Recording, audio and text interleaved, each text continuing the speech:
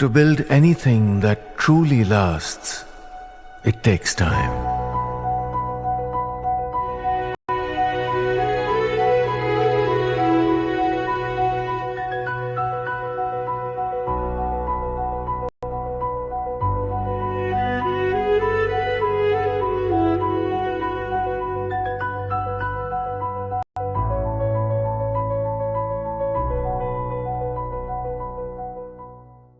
100 crore rupees in dowry was not paid.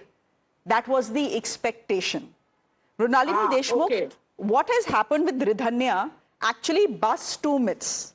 Number one, that dowry is a lower middle class problem. You know, dowry is not something that the rich and the super rich talk about. They don't need it. And number two, that things like dowry are a UP Bihar problem. They are not a problem of states as educated as Tamil Nadu.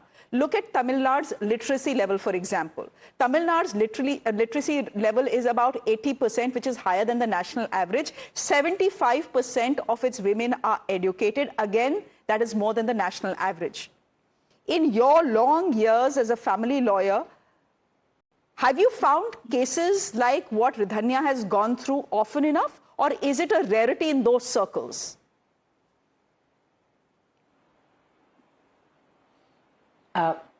This is a very tragic day for everyone here, and especially for all the women. I think this horrendous act of what has happened is absolutely inexplicable. In my understanding, this is not uncommon, and you'll be surprised to know that. And it is not only about a class or a section of the society, but it is also about the attitude of the society and the parents who are under social pressure. Today, when you have a daughter who is educated, you educate her, you make her financially independent, you make her all these things, why would you want to throw her in this fire?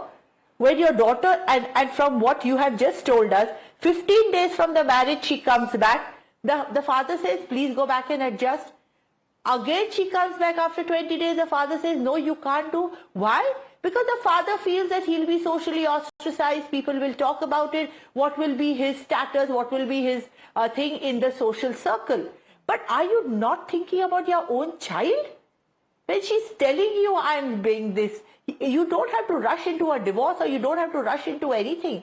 But just give her that comfort that we are there to take care of you. Be separated for some time. Maybe it's easier said than done. Okay, take a divorce and go. But you have to give some time to her. Give her that comfort. Give her that security. And even from the girl's point of view, when you are going to be, I do not know what is the background of Riddhiba, but girls like this who face these kind of situations, nowadays, and I've seen this in my practice, are strong enough to tell their parents, thank you, if you can't support me, I will go, and if I don't have the money, I'll use the channel of courts to get what my due is, but I'm going to live independently. Now, I do not know what the background is. So here, undoubtedly, the in-laws and the husband have to be just taken to the gallows. Sorry for being so overreactive in this, but this is the way they need to be treated. But it also, the buck also stops at us as parents, as girls who are there, who know what is good for you and what is not good for you. If the parents have already succumbed to some 100 gold coins or whatever the numbers are irrelevant now. Doesn't that show the tendency of the husband and the in-laws? You still want to push your girl into that family? Why? Because it's a rich family, it's a well-to-do family.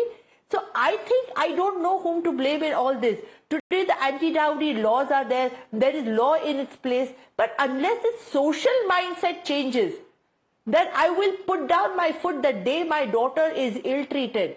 I may not take action immediately because you want some time to pass by. You want things to sort it out. But unless you take this thing and unless social mindsets are not going to change.